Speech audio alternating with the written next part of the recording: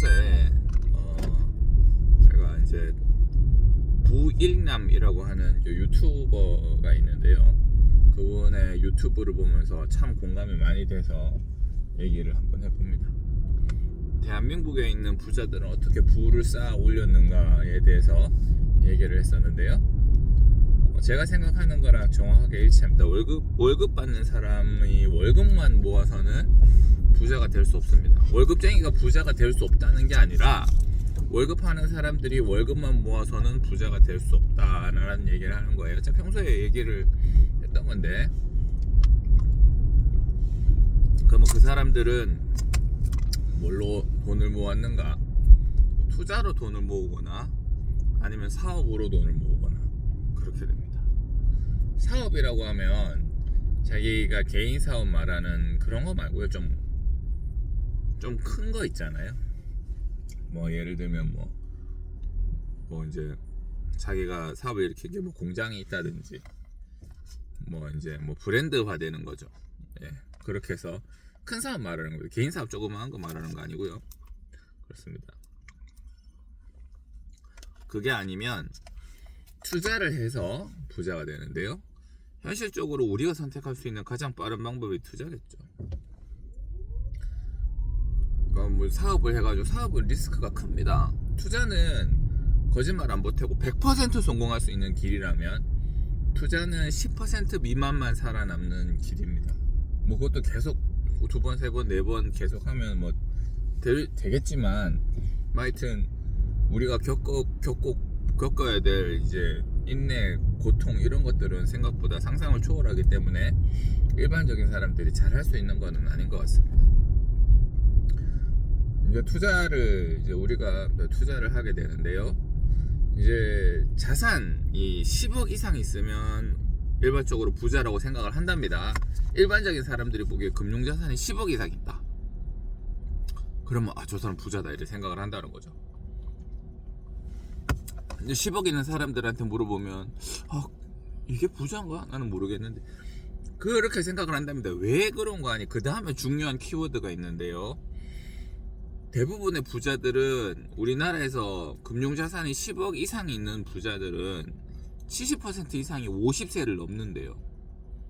70% 이상이 50세를 넘고, 물론 30, 40대 젊은 부자도 있을 수 있지만 그건 사업으로 된 경우거나 독특한 부모한테 물려받은 돈이 많거나 뭐 그런 거고요. 대부분 50세가 넘는다.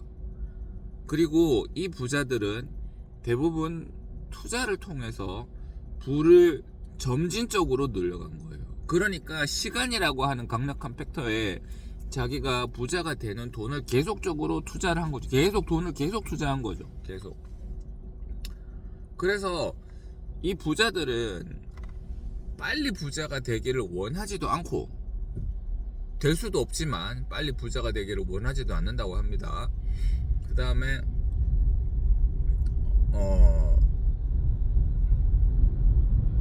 이제 한 방에 뭐 어떻게 해보겠다, 레버리지 써갖고 막 한 방에 뭐 코인 한 방으로 인생 역전 이런 거 안 한다는 거죠. 되게 어떻게 보면 방어지향적인 그런 느낌도 있다는 거죠. 근데 이제 제가 생각하는 거랑은 약간 다른데요. 나이가 어릴수록 공격지향적으로 투자를 하는 게 맞고, 나이가 점점 들어서 눈덩이가 커지면 커질수록 방어지향적인 게 맞습니다. 왜냐하면 어릴 때는 자기가 젊음이라고 하는 시간이 아직 많이 남아있고, 자기가 잃어도 적은 돈을 잃어요. 그렇게 굴리는 돈이 많지 않기 때문에. 그렇기 때문에 다양한 경험 삼아 최대한 공격적인 투자를 하는 게 맞다고 생각을 하고요. 나이가 들어서 내 재산이 너무 커졌어, 막 내 재산이 100억이 넘어, 그러면 이 사람이 죽을 때까지 그 100억 다 쓸 수 있을까요? 물론 쓰려면 쓰지. 근데 이제 일반적으로 우리가 먹고 사는 용도로 해가지고 뭐 어마어마한 사채를 부리지 않는 다음에 100억 다 쓰기 좀 힘들죠. 그러니까 이런 사람들한테는 내 지금 100억이 1000억이 되는 게 중요한 게 아니고, 이게 100억이 영원히 되는 게 중요한 거예요. 이렇게 안 까먹어야 된다는 거죠. 그러니까 조금 더 조심스러운 투자. 옛날에는 막 주식에서 단일 종목으로 해가지고 막 풀로 밀어 넣던 것들을 이제 나중에는 주식도 좀 부담스럽다, 채권 뭐 이런 쪽으로 갈 수도 있다는 거죠. 그래서 요렇게 이 사람들이 자기가 부자라고 생각하지 않는 이유가 점점 관성화되기 때문입니다. 주식에서 들어간 돈이 커지면 하루에 1천만 원, 2천만 원 왔다 갔다 하는 거는 일도 아니에요. 하루에 뭐 2천만 원, 3천만 원 뭐 돈 막 훨씬 큰 사람들은 1억이 왔다 갔다 하죠.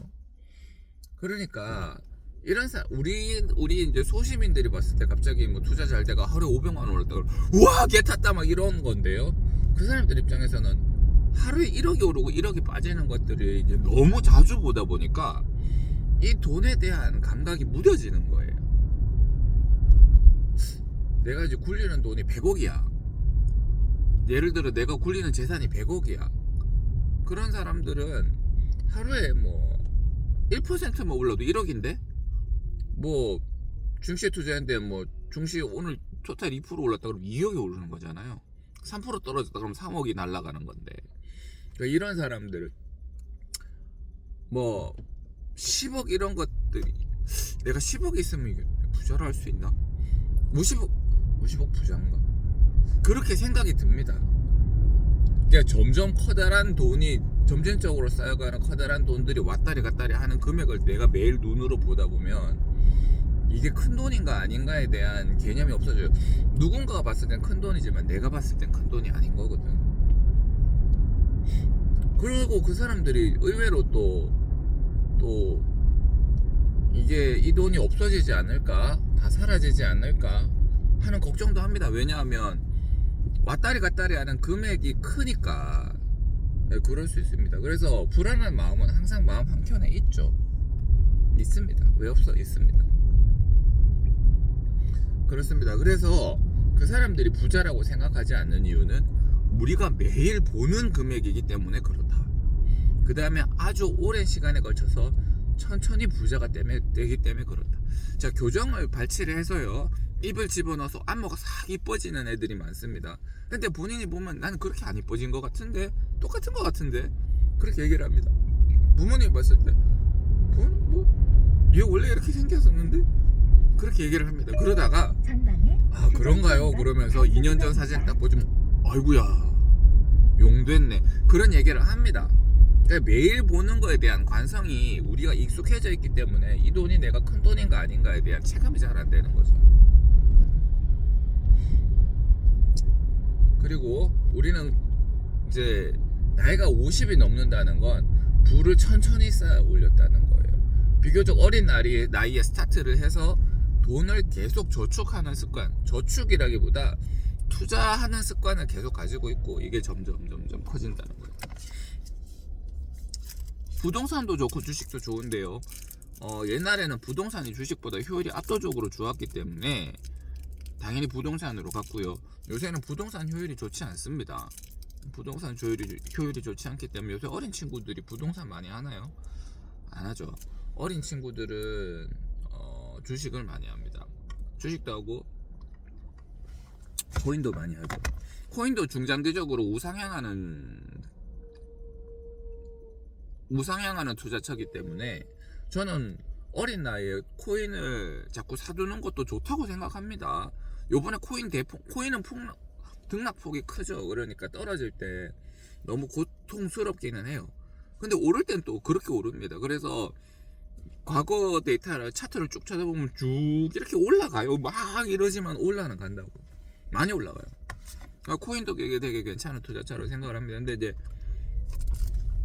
제가 코인에 대해서 투자를 하지 않는 이유는 코인이 어떤 철학적인 의미를 가지고 있을까? 제가 주식에다가 돈을 투자를 하면 내가 투자한 돈이 그 회사의 밑거름이 돼서 그 회사가 더 좋은 재료를 많이 만들어 주기 때문에 내가 기여를 한다고 하는 생각이 있기 때문입니다. 그리고 배당도 주고요. 근데 코인은 그런 게 있나요? 없죠. 없습니다. 그래서 전 금투자도 안 합니다. 금투자가 나쁘다는 게 아닙니다. 재산을 늘리는 방법으로 금투자는 좋은 선택일 수 있죠.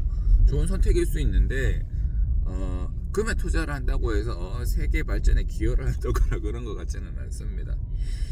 그래서 물이 필요한 나무에 물 준다는 느낌으로 이제 주식 투자를 하려고 하죠.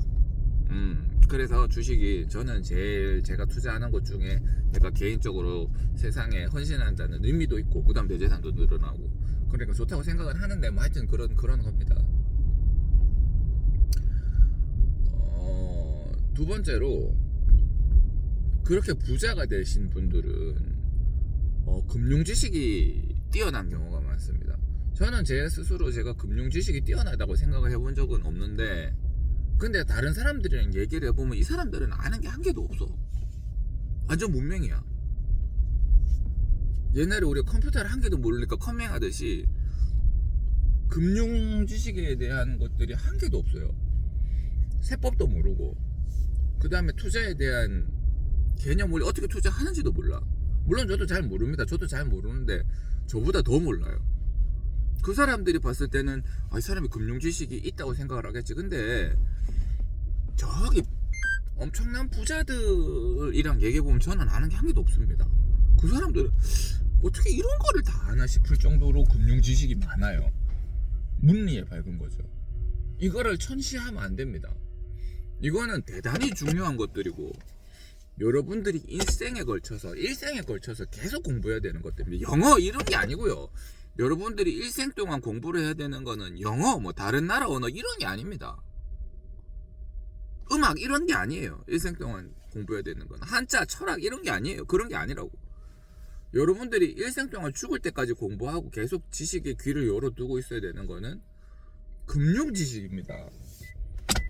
금융 지식이에요. 이건 제가 항상 얘기를 했던 것 같습니다. 그래서 일반적인 사람들이 부자가 되는 방법이 있는데 반드시 부자가 될 수밖에 없는 방법이 있는데 제가 그때 얘기를 했지만 돈을 집어넣고 빼지 말고 오랫동안 묵혀둔다. 그 다음에 돈을 계속적으로 집어넣어야 된다. 그러기 위해선 현금 흐름이 반드시 있어야 되고 남들이 뺄 때 나는 빼지 않아야 된다. 현금 흐름이 있어야 되고 현금 흐름은 일을 통해서 만들어도 충분하다. 그 금액이 비록 크지 않더라도 뭐 누구처럼 한 달에 1,000만 원 벌고 뭐 몇백 벌고 이렇게 안 돼도 된다. 대신에 내가 버는 수익의 상당 부분을 반드시 투자에 넣어라. 그 투자처가 가격이 떨어지더라도 참아라. 웬만하면 그걸 팔고 싶어도 손절치고 싶어도 팔아라. 레버리지 손대고 싶어도 손대지 마라. 천천히 부자가 되고 꾸준히 부자가 되는 방법이 그런 거기 때문입니다. 그리고 나이가 50이 됐을 때 내가 꾸준히 투자를 했는데 나이가 50이 되면 반드시 부자가 되어 있을 거예요. 파이어 이런 거 생각하지 말라고 했어요. 1억으로 은퇴하기 뭐 이런 거 절대 보시면 안 됩니다. 여러분들 절대 보시면 안 됩니다. 요새는 또 재화 가치가 많이 떨어졌기 때문에 1억으로는 택도 없습니다.